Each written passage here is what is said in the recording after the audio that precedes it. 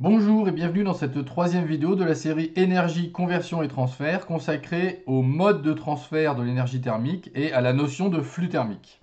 Dans la vidéo précédente, on a vu que la variation d'énergie d'un système peut se faire de deux manières. Soit par échange d'énergie sous forme de travail, que ce soit mécanique ou électrique ou autre, soit par échange d'énergie thermique, on appelle ça aussi chaleur, et on parlera alors de transfert thermique. Pour tous ces échanges d'énergie, la convention veut que tout ce qui est reçu par le système soit compté positivement. Inversement, tout ce qui est fourni par le système sera compté négativement. En ce qui concerne les transferts thermiques, ils se font toujours du corps de plus haute température vers le corps de plus basse température. On va expliquer un petit peu après. Parmi les transferts thermiques, on va en distinguer trois modes. Le premier dont on va parler, c'est le transfert par conduction. Il se fait de proche en proche par transmission de l'énergie d'agitation, comme on va le voir sur l'animation ci-dessous. Les molécules les plus agitées vont fournir de l'énergie cinétique aux molécules proches et donc transmettre leur agitation. C'est pour ça que le transfert se fait de la température la plus haute vers la température la plus basse. Ce transfert se fait au mieux avec les solides. Deuxième type de mode de transfert, le transfert par convection. L'échange d'énergie se fait alors entre le système et un fluide en mouvement. C'est le cas par exemple autour des radiateurs ou encore dans un fluide que l'on chauffe. Son étude de cette convection sera faite dans la vidéo suivante. On a ensuite le transfert par rayonnement qui, comme son nom l'indique, ça va se faire par l'intermédiaire d'un rayonnement électromagnétique. C'est ce qu'on ressent quand on est à côté d'un insert ou encore quand on pose les mains au-dessus d'un barbecue ou tout simplement quand on se trouve au soleil.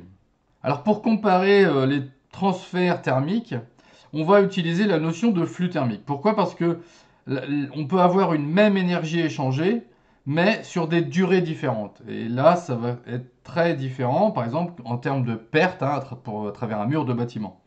On va donc définir le flux thermique comme étant le rapport entre l'énergie échangée et la durée de l'échange. Si on a l'énergie échangée en joules et la durée en secondes, alors le flux sera en watts. On remarque que le flux d'énergie thermique de conduction à travers une paroi plane est proportionnel à la différence de température existant entre les deux faces. Par analogie avec la loi d'Ohm, qui s'écrit I égale U sur R ou delta V, c'est-à-dire la différence de potentiel, I étant un débit de charge, on va écrire pour le flux qui est un débit d'énergie, qu'il est égal à delta T sur RT, donc la différence de température, sur la résistance thermique. Avec les unités citées précédemment, donc le flux en watts et les températures en Kelvin, on va avoir une résistance thermique en Kelvin watt-1. Cette résistance, elle va résister au passage du flux. Plus elle est élevée, et moins il y aura de flux à travers la paroi. Alors attention, cette résistance thermique, elle dépend du matériau de la paroi par l'intermédiaire de sa conductivité, mais aussi de son épaisseur et de sa surface, avec la relation suivante. On voit donc que si E est en mètres, S en mètres carrés, la conductivité thermique sera en watts, mètre-1 et Kelvin-1 pour retrouver donc la résistance thermique en Kelvin par watt. On voit aussi que plus l'épaisseur est importante et plus la résistance thermique l'est aussi. Ça paraît évident, hein, si la paroi est épaisse, le flux thermique a plus de mal à passer à travers. A l'inverse, évidemment, ce flux thermique il va être plus important si la surface est grande et donc la résistance va être faible. Alors pour une paroi composée, les résistances de chaque épaisseur de chaque matériau vont s'additionner. On va donc avoir, avec le schéma qu'on vient de montrer ci-contre, R global qui va être égal à la résistance thermique des trois parties accolées les unes aux autres. Autrement écrit de cette façon-là. Alors attention, parfois on utilise un flux surfacique.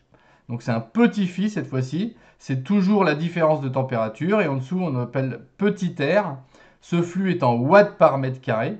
Et donc la résistance thermique ici qui est appelée surfacique s'écrit E sur lambda et va être en mètre carré Kelvin watt-1. Pour faire le rapport avec ce qu'on a vu avant, le flux global en watts sera égal au flux surfacique multiplié par la surface de la paroi. Voilà, c'est tout pour cette vidéo. Je vous remercie. À bientôt et au revoir.